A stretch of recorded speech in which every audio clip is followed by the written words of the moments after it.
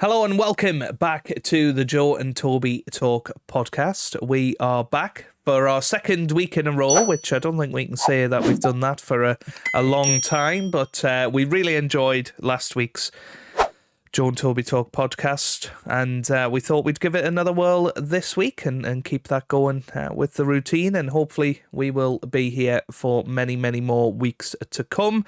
I am, of course, joined by my wonderful co-host, the one, the only, Toby Jones. You say this every week, wonderful. I don't know how long that wonderful's going to go on, but yes, we're here for the second successive week, which, I should say, we don't do that very often, but we're going to try and keep it weekly. Yes. And we just looked before this, we have been looking throughout the week, because that's the mind of us contest creators, to look at the views all the time, all the metrics and the analytics, and there's about 200 of you that watched the last episode, which, considering the channel it was uploaded on isn't a big channel, that was great. And if we can keep that sort of level going up, that's really positive for us. So thank you very much for that. But I think this is going to be more of a snooker-centric podcast. Yes. Because not a lot going on this week, apart from, well, I know I've certainly just, apart from the unfortunate caveat of having to go to work, I've pretty much been glued to the snooker. I don't know about yourself. Yeah. Most of my life has revolved around snooker the last week, so that's definitely something that we will be talking about. I was just looking, I thought you had a pint in your hand there. Thought, well, it is a pint, but it's not in the way that you would suggest. It's in a Carling pint glass. For those listening on Spotify, all four of you, he's got an orange liquid in a Carling pint glass. So there you go, which isn't beer, because we all know Toby around here, teetotal Toby, as he's known as in the business. But it's been a great week of snooker. Obviously, there has been other stories in sport as well, but it'll be generally a snooker podcast today. Just a minute, Toby. 1 minute on one of our topics from last week, but we talked about Arsenal in the title race, didn't we? And it seems to all be going wrong for the Gunners at the moment, doesn't it? It does. Southampton, that was just a complete shock. That I think that if there was any game in the running that Arsenal would have been expected to win, it was that one. But when I saw Southampton with 2 up, I just couldn't believe it. And I think Southampton a bit unlucky not to win it. So, but I still think that there's a chance for Arsenal. Obviously, they've got to go and beat Man City midweek now. I think that's absolutely pivotal. Yeah. But I think this time next week we'll have a much better idea. Some people saying, well, Arsenal have lost it. I think the best thing Arsenal can do now is go in with the mentality that they effectively haven't got anything to lose, which sounds absolutely bonkers because, of course, they have. But if they try and lessen the pressure for that Man City game, which effectively is a title decider, go and win that, and all of a sudden it's open again, and maybe questions get asked about City, but maybe that's optimistic, I don't know. But as long as Man City don't win the treble, I'm okay with that.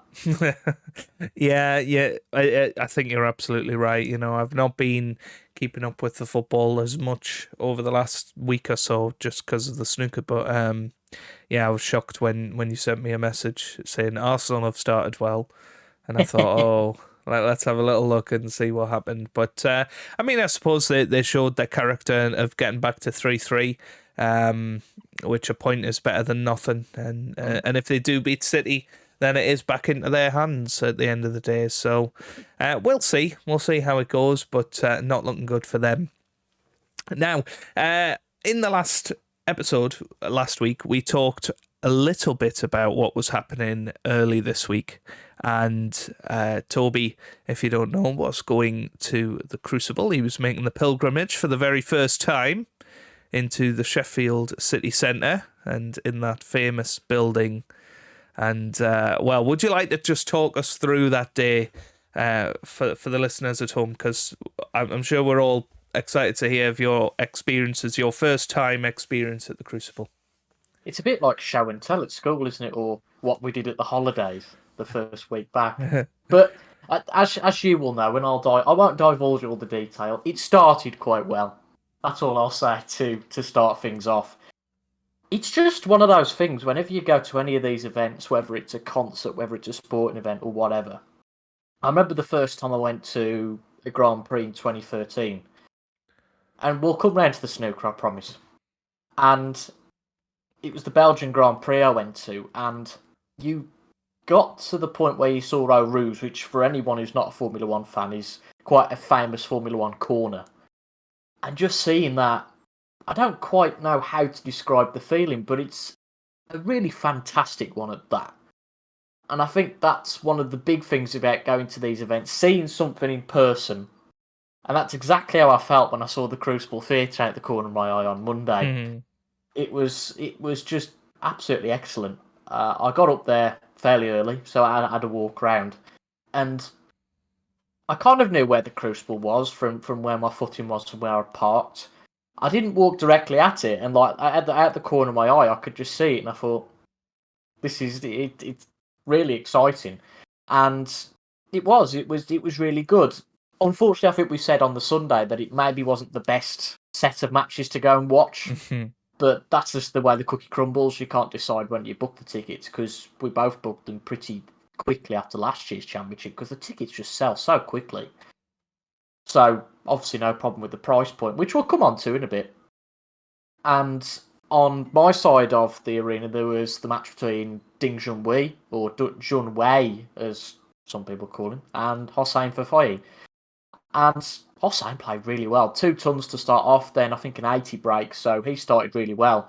And I think started at 10, and by about 11:30, it was all over. But obviously they lifted the divide, and Mark Allen, I think it must come with the name Mark, unless your name's Williams. Quite a slow match, as there was last night between Selby and Wilson as well. But that went on sort of till about 1:45. And the plan was to hang around most of the day, because about 2 hours from our end down here. I'm saying our end, my end down here. Not plural. Yeah, we don't live together. No, we don't. Contrary to popular belief. To be fair, if we did live, it'd be kind of weird to have 2 separate webcams, wouldn't it, really? Yeah. I'm sure we'd have a setup like a certain other podcast where we're sat in, chairs around a microphone. But Yeah. Or a fancy sofa. Maybe that's the aspiration when we get to 5 listeners on Spotify, not 4. Well, yeah. That 5 that aren't ourselves. Yeah. But to come on to the points, I was hoping to stay around all day, but unfortunately didn't because I wasn't too well. I do suffer with headaches, and I don't know whether it was the excitement, a mixture of things, but I just didn't feel too well at all, so came back home. But it's somewhere, I think, even if you weren't going to the Crucible itself, the atmosphere of it's great, because outside you've got the big TV, so you can sit and watch the snooker there. You've got the Winter Gardens, where the BBC coverage is, so you can go there.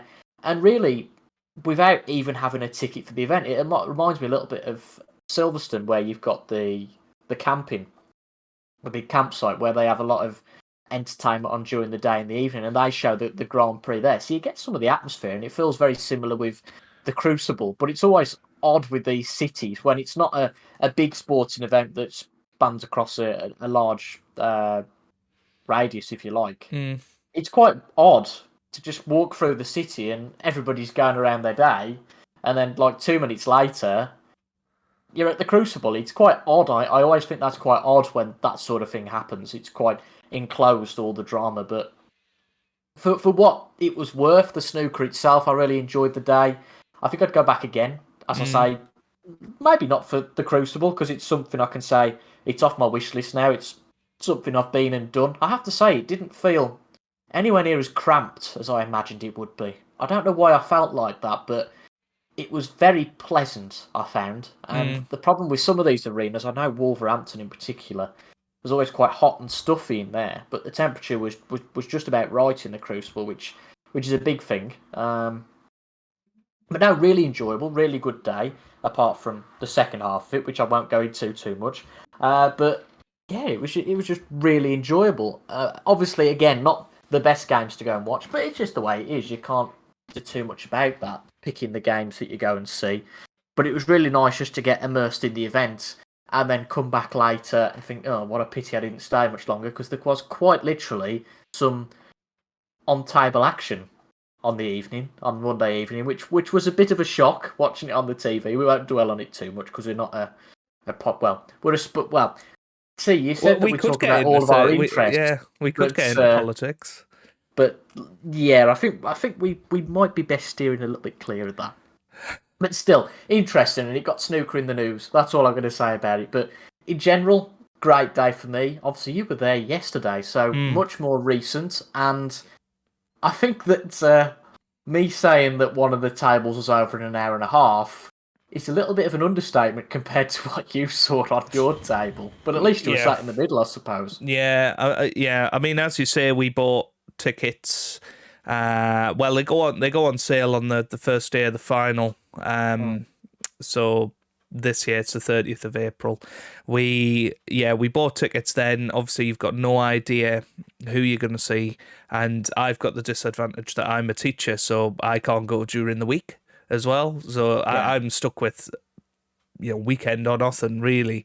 So you can either go for the defending champion, 10 o'clock on a Saturday morning for the first round. You could go for that. Obviously, there was a distinct chance that could be Judd Trump last year, so I wanted to avoid that for obvious reasons. So we decided to go for middle Saturday. Could have ended up with Trump, funnily enough. I know I messaged you as soon as the schedule came out, and I was like, typical, it's going to be Judd versus Jack on my side of the arena. And I thought we were on table one side. We were actually on table two side slightly. And we had the Mark Allen, Stuart Bingham match, and it looked a fairly close match in the first session, 5-3. I know Stuart did quite well to come out of that 5-3, and then Allen was all of a sudden 12-3 up and had a chance to win it with a session to spare. So I was really glad Bingham managed to get a century in that last frame and take it to the final session. And they came out, and Mark Allen played okay to win that frame. It's always the thing. He only needed one frame, so that was that. And it was about 15 minutes, I think, that frame. And then we watched Jack Lazowski and Anthony McGill, and it was very good experience to watch both those. I mean, I have to say, watching in person, Jack Lazowski, really talented. And I know a lot of people talk about Jack Lazowski's talent and his raw ability and this, that, and the other, and I don't buy into it too much. But actually, watching him play, he looked so effortless. Obviously, he didn't really perform to what he can, and Anthony McGill was immense.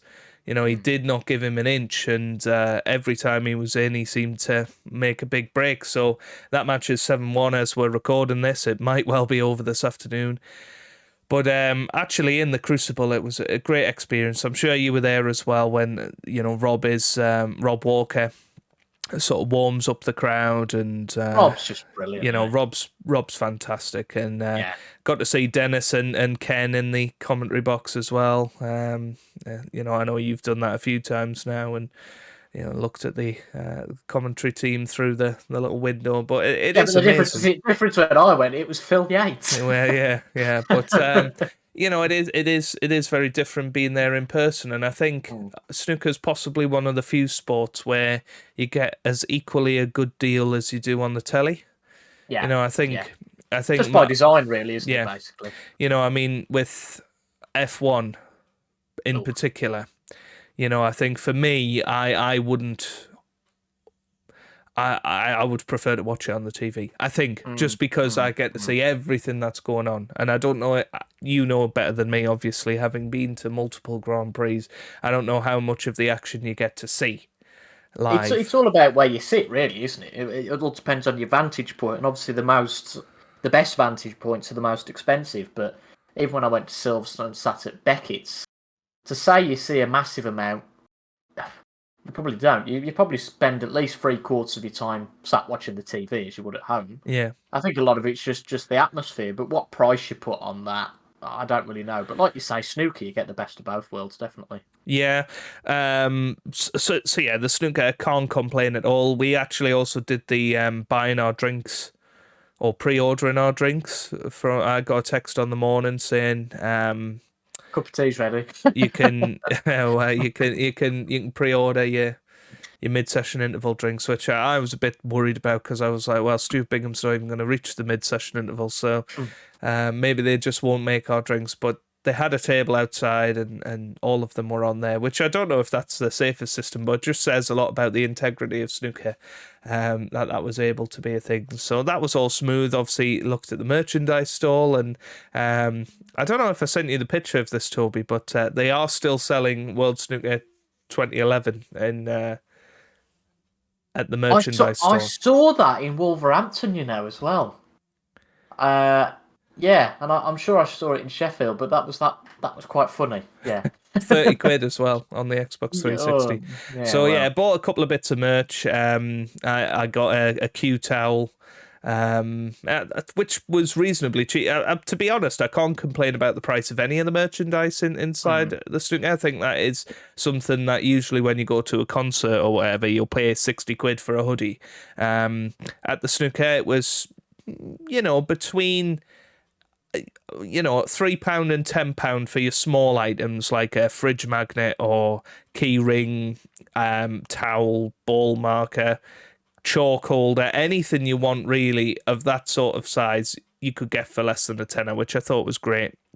The t-shirts, etc., they were reasonably priced. They didn't seem to have a lot when I was there. They said they were waiting for a delivery, so certainly if you're like me and want some of the bigger sizes of t-shirts, then you might be not in luck with that.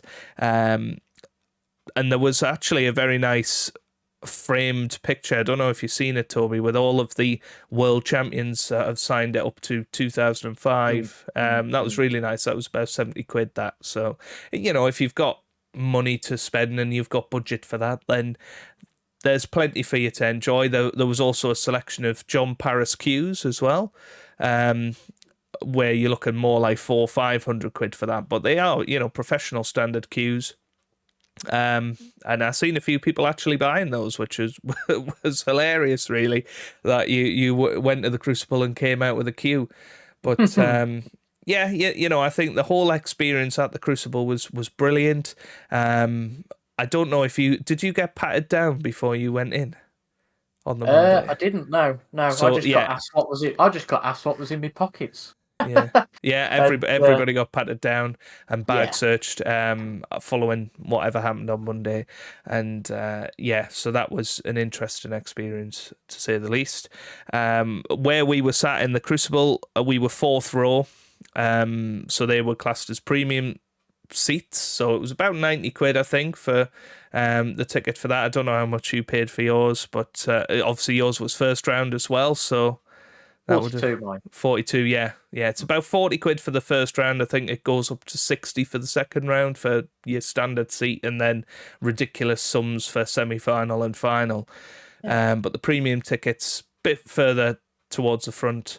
But you also got your program and your earpiece included with that, which they're selling the earpieces for £12 now, and the program's for £7. So getting that each, that was another £40 worth of stuff that we got for getting the upgraded seats. And I tell you what, the seats were brilliant. They were very close to the front, and where we were sat, we were actually sat next to one of the stewards, so most of the time they weren't even sat there. So I would recommend, if you are gonna make the journey to the Crucible, just to guarantee you get as much play as possible, go for one of those seats near the middle. So I think it's 26, 27, that sort of region in terms of seat numbers, because you can see both sides. I could easily see round the divider and watch both matches had one not finished too soon. Yeah. But that was the overall Crucible experience. But as you say, that isn't the be all and end all of the day. I mean, we made a massive day of it. We went to the Ronnie O'Sullivan shop because Stuart Bingham was doing a meet and greet there at about 1:30. So we got there. I mean, our session finished about 1:00, so we just went straight there, had a look around the Ronnie shop. I don't know if you went in there, Toby. I know you weren't feeling very well. No. Funnily enough, I was feeling pretty ill after the Crucible as well. I had a really bad headache and I wasn't well at all at that point. So, funny that we both experienced that. But yeah, the Ronnie O'Sullivan shop was quite good. Lots of clothing in there, signed snooker balls from most players you could think of, but they were much more expensive than inside the Crucible, which, you know, it was a shame. But Stuart was doing a meet and greet. He came in at about 1:30.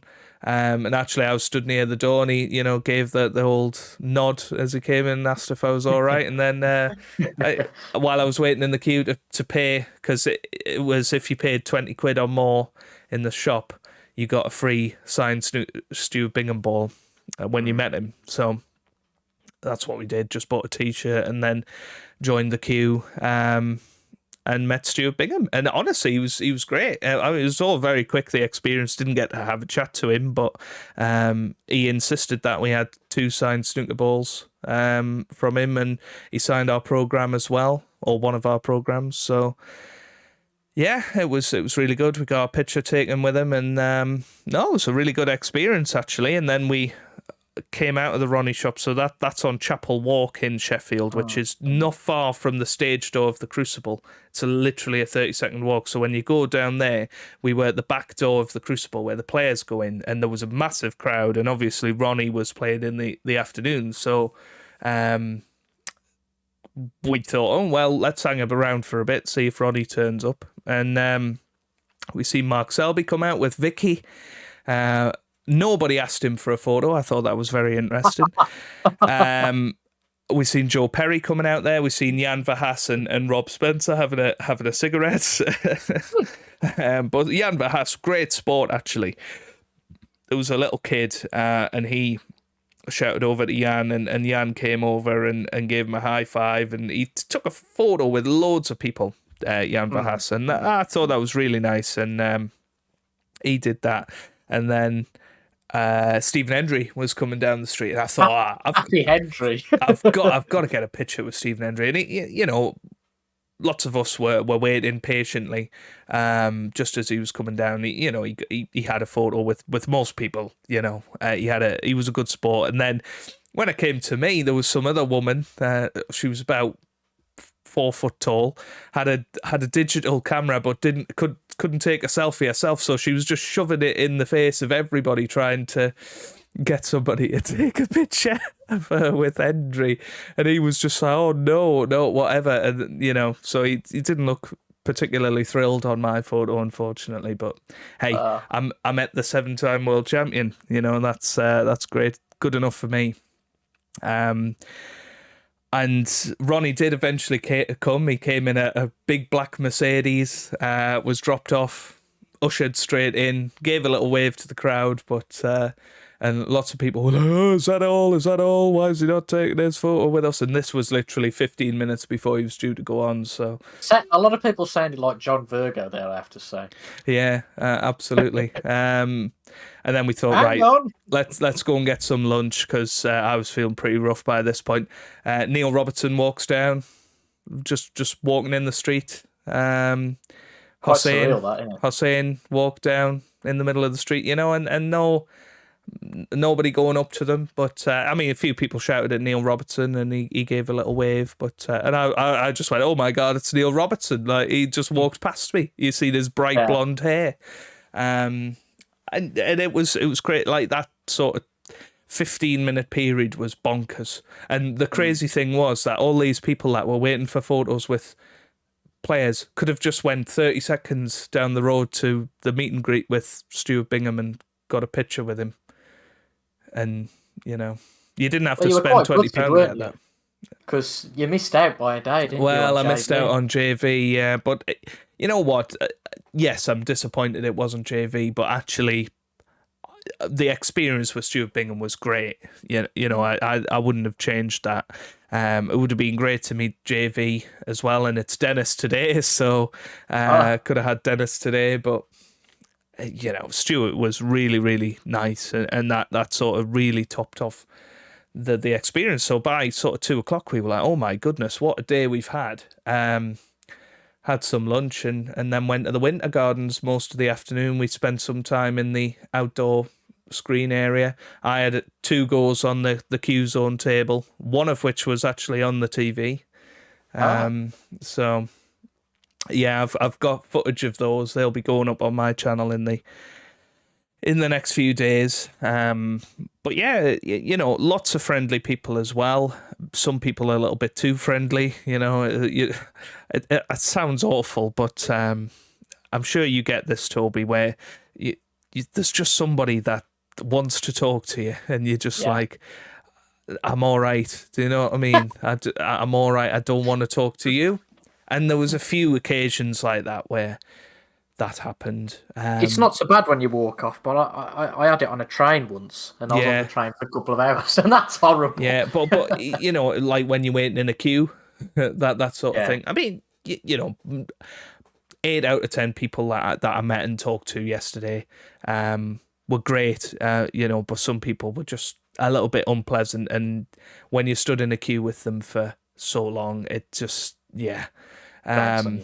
but when we stood in the Winter Gardens, JP and Ken and Hazel, they came over to the crowds, took photos with them, and we were just a little way over to the side because we were waiting in the queue to have a go on the table, so we didn't get a chance to do that. But I think it just shows snooker in such a good light that you've got that much access to so many of the people that make snooker tick, and that most of them are very happy to interact with you. And I'm not sure there's many sports where you can do that. Certainly not for 17 days anyway, because you think, obviously, you're only there for one day, you're only seeing a little bit of it. Yeah. I get the same thing every day. Yeah. And I know especially the players get, well, they're not like footballers that they're guaranteed an income as such, but they get a lot of money and all the rest of it to sustain that fame and all the rest of it. But they don't have to. They can very easily. Well, like Ronnie doesn't really, and that's fair enough. And lots of people were moaning about Ronnie doing that, but I'm a big believer in it's your own personal choice, and if you don't want to interact with people in that way, then that's up to you at the end of the day. And I mean, I'm sure I'd have a different opinion if it was Judd Trump, but we'll gloss over that one. Ronnie's a bit of a bigger name, though, isn't he? Generally, I think anybody he who transcends doesn't sport, follow doesn't he? Yeah. The name is Ronnie O'Sullivan, so I just think for him it wouldn't be worth it, because I think he'd be hassled by hassle's probably a strong word, but by most of your average Joe in the street. As you say, the average Joe could walk past Neil Robertson and not blink. But Ronnie, not so much. Yeah, but it was overall a terrific experience. We're definitely going to be doing it again next year. Probably going middle Saturday again. It was a good time to go. Obviously, the later you go in the tournament, the less likely you are to get the Winter Gardens experience, which I think is a big part of it, actually.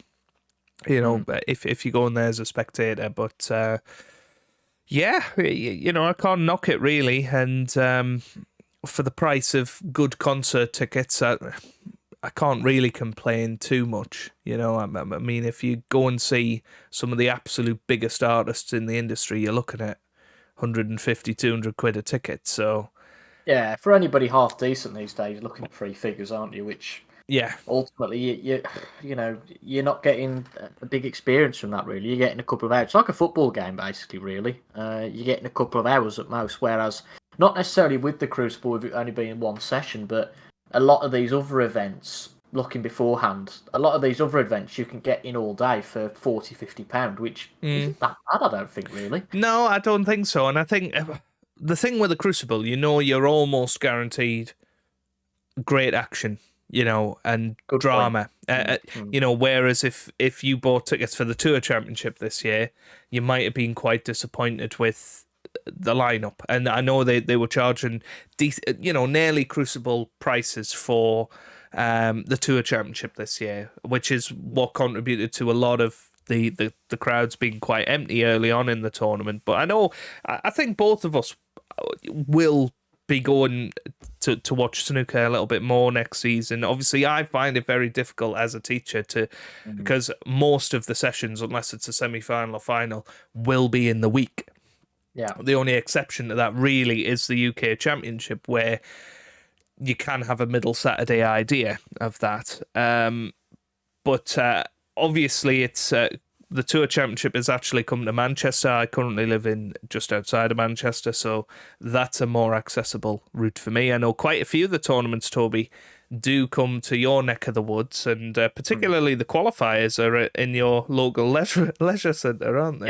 Yeah. But I know in previous years that you haven't. Well, I know there's a couple of occasions where you've been able to get in, but there's some that you haven't been able to. So I'm not exactly sure about that. Yeah. But I don't think it's much to get in. But equally, I don't think you're on most occasions going to be watching the top players. Well, in the qualifiers, yeah. I would quite like to go and watch the World qualifiers next year. I know it was £10 for an all-day ticket to go and see the World qualifiers. Now, that's the sort of place where you are getting more value for money.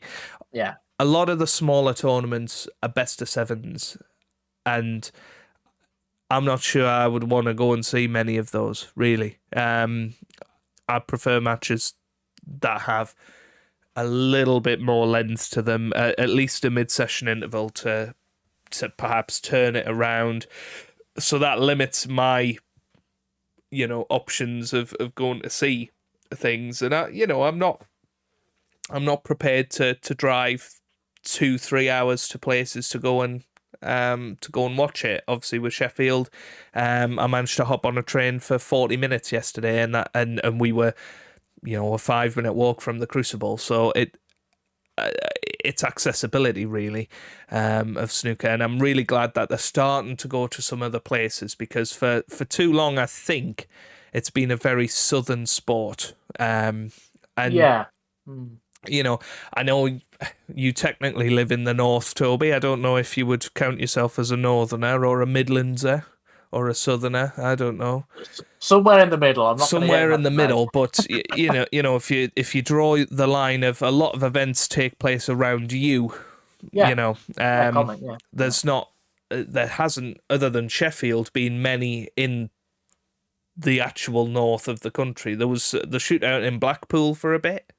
I think the Preston Guildhall hosted some tournaments, reasonably recently, and York, of course, I suppose, for the UK Championships, but nothing further north than York for a long time, and even the Scottish Open was played in Wales.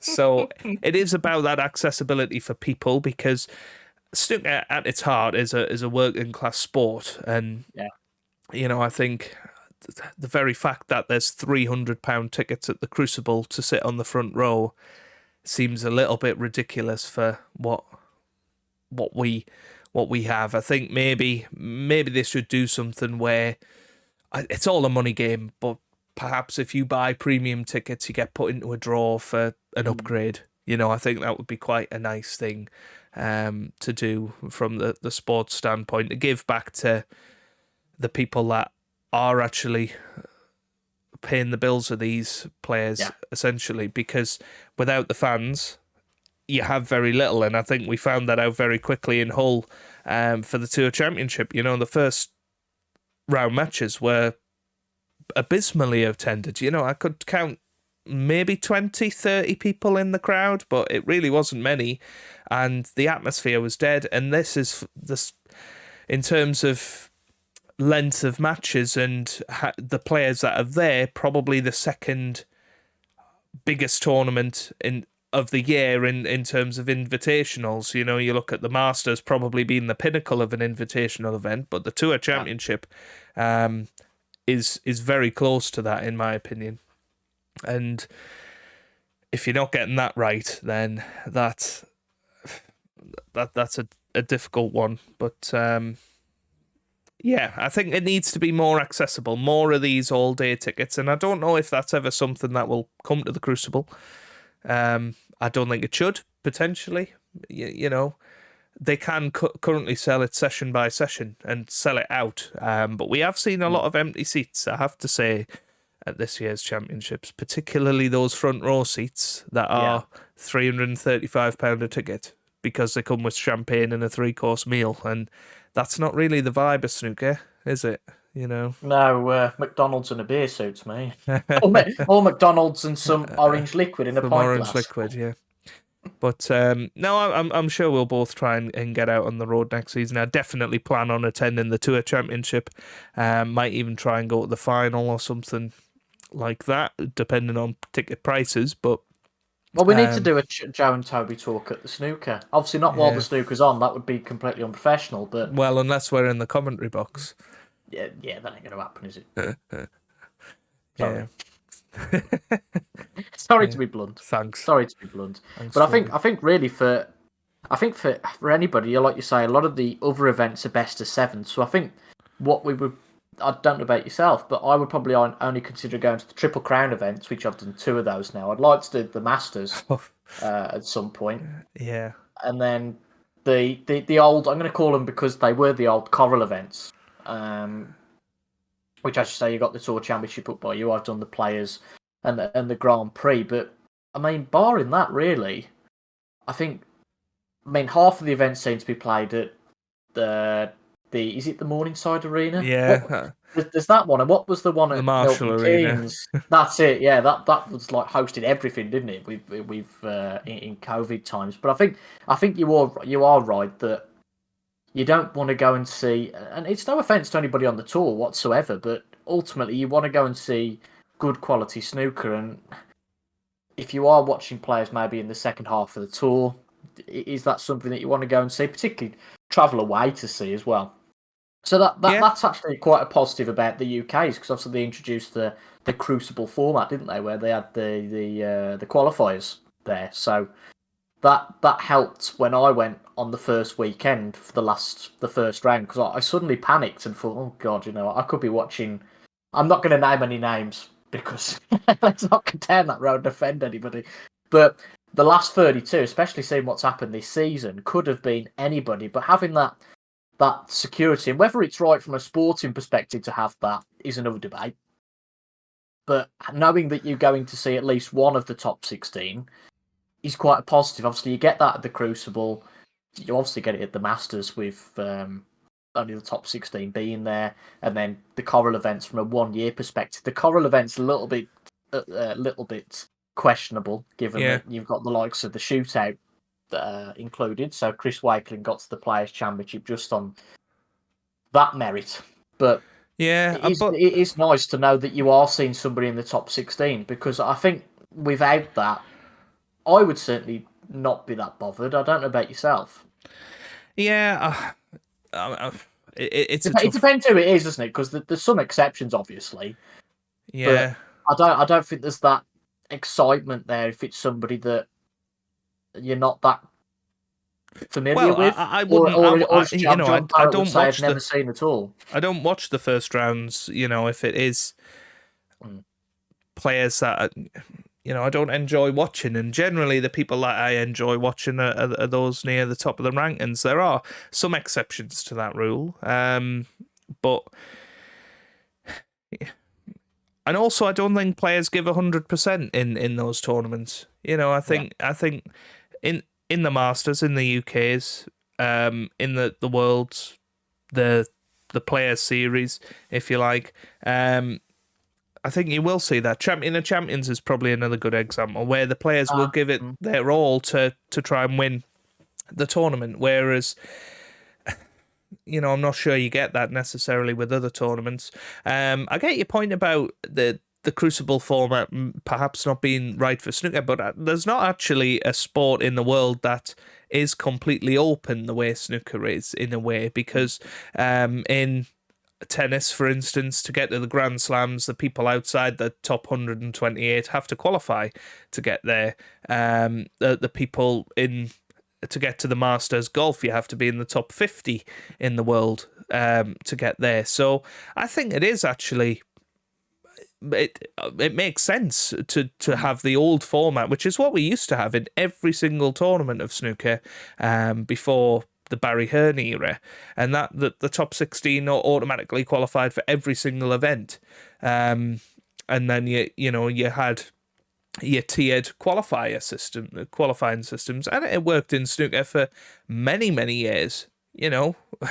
Everybody had to start at the bottom, and if you were good enough, you made your way to the top, and that's, I think, potentially now we've been able to see the longevity of these players, because you are ending up with Ronnie playing number 128 in round one, whereas in a tiered system, we've seen it in the World Qualifiers this year, when you've got Ken playing Rhian Evans, both players have a much better chance of winning than had they been taken on Ronnie and Judd in the first round.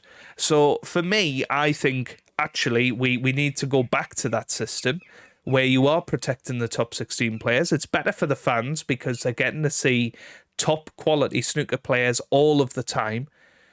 And it is giving the opportunity to those players down the rankings to string together a few matches before they actually get to the Crucible. Because if you look at Jack Jones, for instance, he won, I think, 3 matches to get to the Crucible.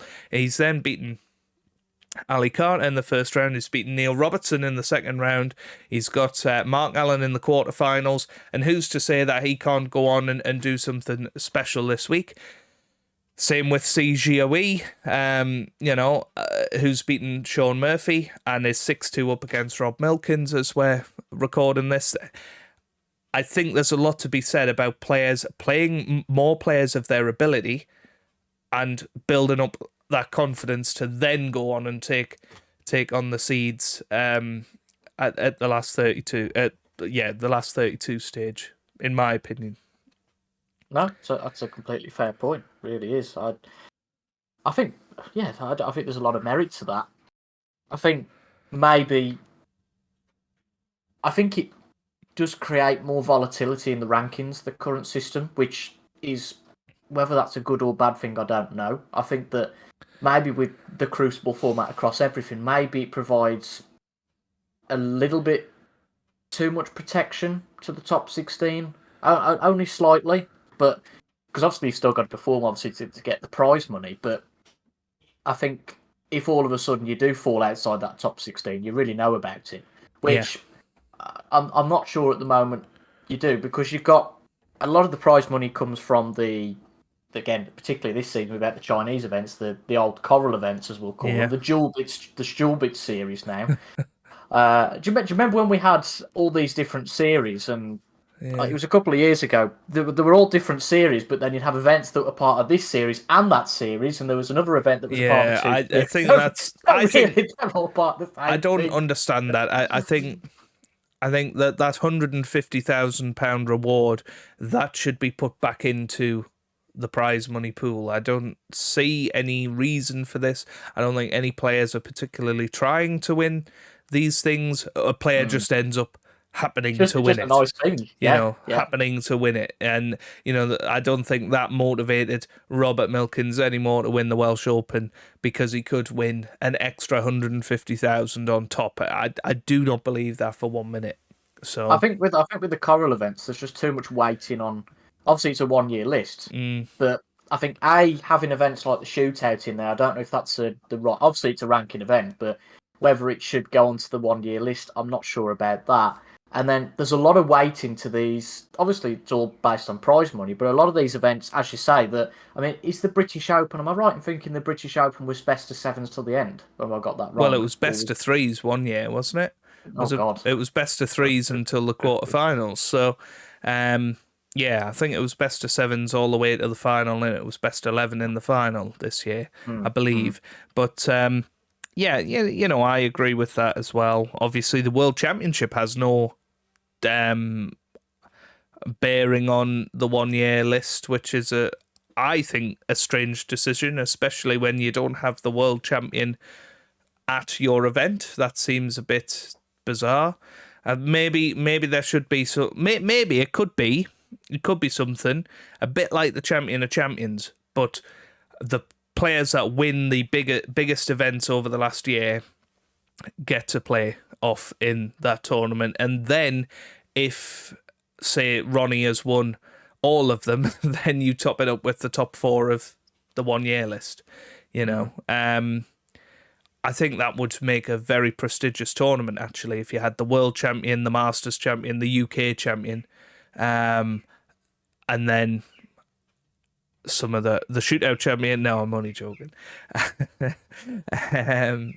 And maybe you could have the Triple Crown Series winners, the winner of the Champion of Champions perhaps in there, and then the top 4 of the season list. And I think that would make a very good tournament, because you'd have the defending champions of all of those tournaments. We'd have obviously fell into the problem of Zhao Xintong being the UK champion a couple of years ago, being suspended. But yeah, it is a risky game doing the 1 year list when the shootout's worth 50,000, because that got Chris Wakelin into the Players' Championship this year. And well, the British Open's worth 70, so that massively helped Ryan Day out. Yeah, and nothing against Ryan Day, but obviously far more merit to that than the shootout. But that gave him a massive chance. And some of these events, I mean, if you go and win an event, I guess there's some merit. If you go and win an event, you should be entitled to play in some of these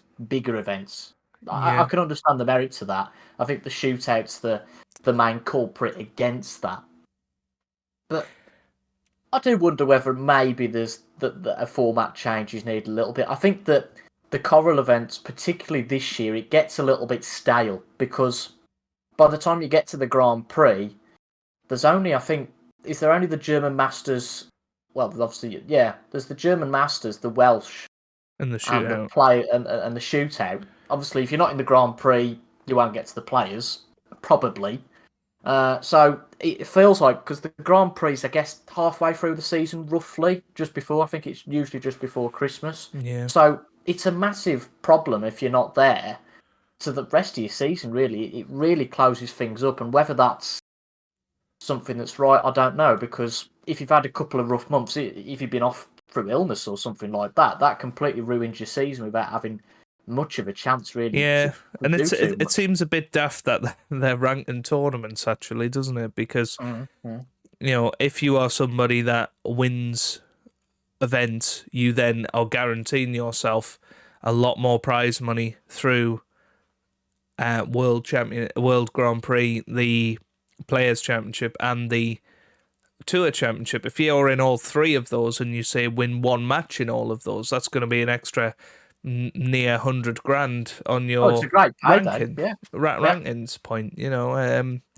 So it's a big discussion. I think, and I'm sure we will talk about it on a podcast over the summer, because we've certainly got plans to discuss many sports, actually, and the way, and many things in general, actually, potentially the music industry, potentially things like TV shows during those summer months when there's less of our sports on the TV. Although there is the Ashes this year, which will be an interesting one, which was the birth of this podcast, wasn't it? The Ashes, but yeah, it was. Lots to discuss in that aspect, but. Going back to the Crucible, obviously we've talked a lot about our personal experiences. The last time we spoke, this tournament had just begun. Not a lot had happened. Obviously, some big shocks have been in there, and I think particularly in the second round, I mean, there is the very, very faint possibility, Toby, of all of the matches today being won in 2 sessions and then not being a single frame of snooker tomorrow. Could you imagine? That would be... We're recording this on the Sunday, by the way, just for those listening. Yeah. But I think that the top half of the draw, there is very little chance O'Sullivan doesn't get to the final now. I really think that. I like Brissell, and I think he's got a good chance, but against Ronnie, I can't see it. But not over I think 25, no, in my no. opinion. The big problem for Ronnie getting to the final was Murphy, and that was eliminated in the first round. Or And Trump, then or Lazowski, and then Lazowski's 7-1. You can't see him coming back into that now. And then obviously you don't see McGill beating Ronnie over best of 33. 33. Yeah. I think that the big question mark in that top half of the draw, and no means to say he's going to win the tournament, is Seizure Away, because he's just a completely unknown quantity. And he played really well against Murphy. I don't think Murphy particularly did too much wrong. No. But there's always one. I said this to you. Well, we both agreed on it. It's a fact, really. There's always one surprise that happens in the first round, one big surprise, and that was it, really. I think some people would say Trump, but that wasn't a surprise to me or you, I don't think. I think we both predicted that was going to happen. And then in the second round, I always find that the first round, you get the excitement the first couple of days, and then it dies down a little bit. It's quite slow moving. And then all of a sudden, in the space of 24 hours, Williams gone, Bingham gone, Robbo gone, and Robbo, Bingham.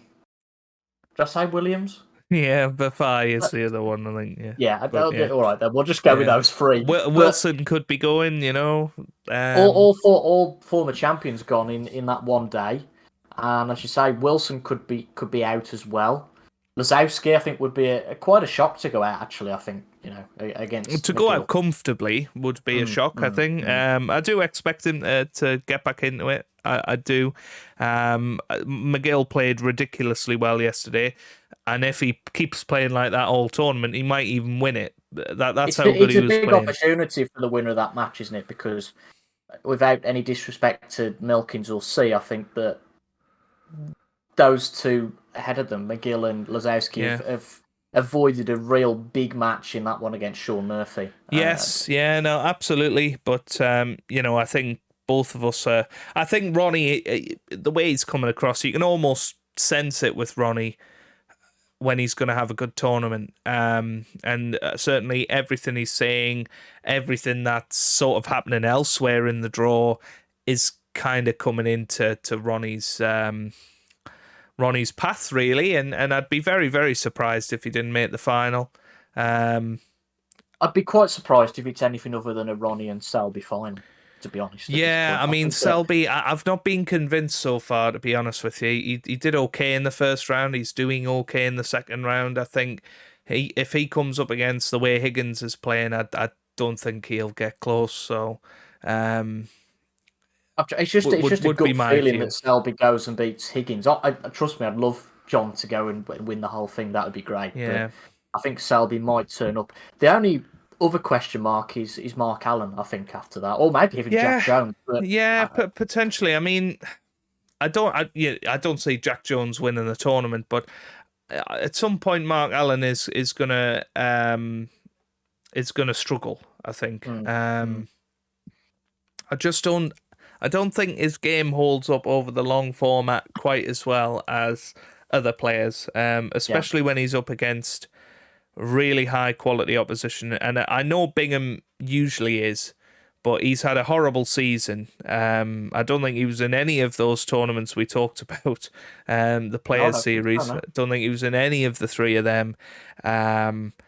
He played okay in the first round against Dave Gilbert, but he was 3-1 down in that. It could have been very, very different. And, Mark Allen tore him apart because of his own mistakes, really. So, lots of people getting on the Mark Allen bandwagon. He hasn't got a great Crucible record. I'd be very surprised if he got to the final, personally. I think there's not a lot stopping him going to the semi-final if he plays his best against Jack Jones. I think, again, Mark Allen will be thinking this is a big opportunity, probably his best opportunity he's ever going to get to win it.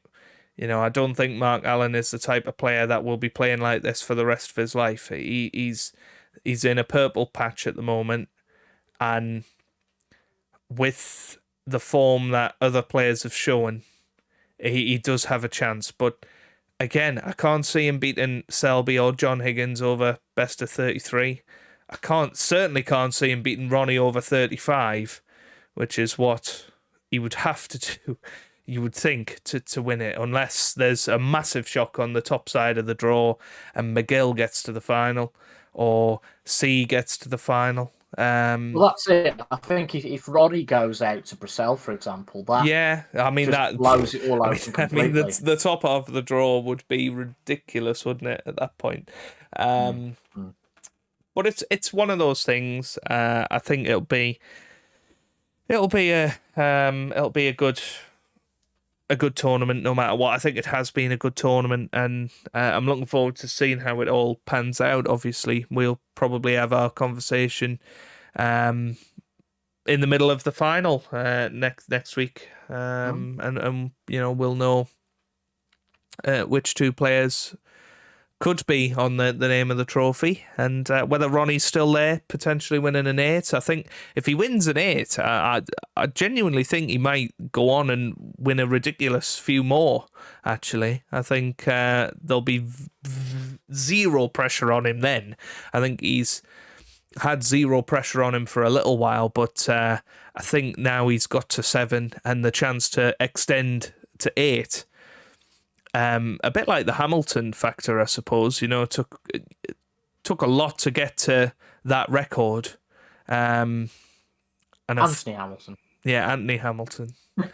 But I think once you get there, it almost takes that pressure off a little bit, doesn't it? So, which I think contributes beautifully to our planned podcast, Is Snooker Broken?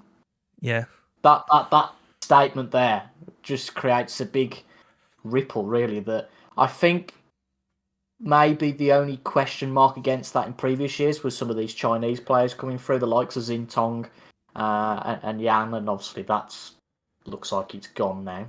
So it's a tough one with that, though, because as much as they might be good players, I'm not sure any of them have, other than Ding potentially, have got big fan bases, from people over here, at least, who most of the tournaments are UK based. It's just the way the tour is. It's essentially a British sport, isn't it? So yeah, you're always going to struggle. I think in most sports, really, individual sports, particularly over here, if you are foreign, if you're not British, I think you do struggle. Obviously, Robertson's Australian, so there's not the language barrier there.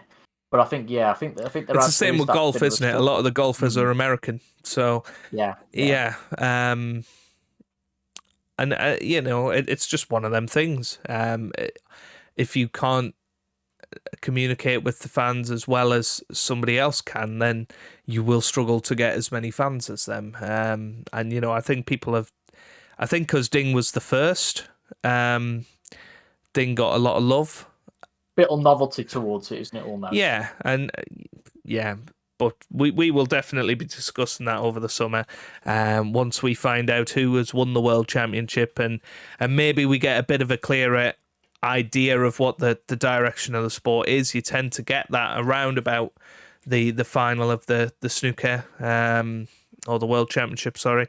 So I'll be intrigued to see what their plan is to go forward. I know some of the Chinese events are coming back next season, not necessarily the most inspiring ones in my opinion, but we will see. And they're going to Wuhan, which is an interesting one, isn't it?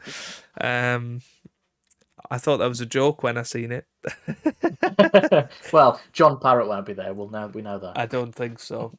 But yeah, we'll be talking about that and many, many more things as we go through. But I think we're just about at the end of this podcast. We've obviously talked about our own Crucible experiences. I'll get Toby to send me a picture of him outside the Crucible, and that can go on the thumbnail. Well, we can Photoshop one, yeah. Yes. Just to let you know, Toby, Newcastle 2-0 up against Tottenham within 6 minutes. So there you go. Good blimey. But there it is. So thank you very much for listening.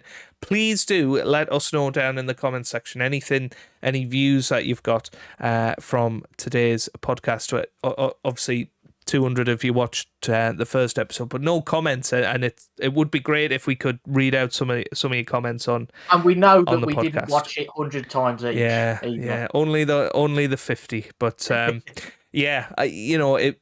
Obviously, that was one of our big successes with Tuesday Night Live. When we did that, we had the audience interaction with it, and we want to bring that back. We want to answer your questions. We want to, put your views out on the airwaves as well. So do get involved down in the comment section. Leave a like if you've enjoyed. Of course, share it with anybody that is just like yourself and you think might want to listen to us too ramble on for an hour. Who knows? But we will be back next week talking about the final of the World Snooker Championship. We'll also be talking about the return of the Formula One with the Azerbaijan Grand Prix and anything else that floats our boat. So do join us for that. Leave a like, all of that good stuff, and subscribe for more. We will see you next week. Goodbye.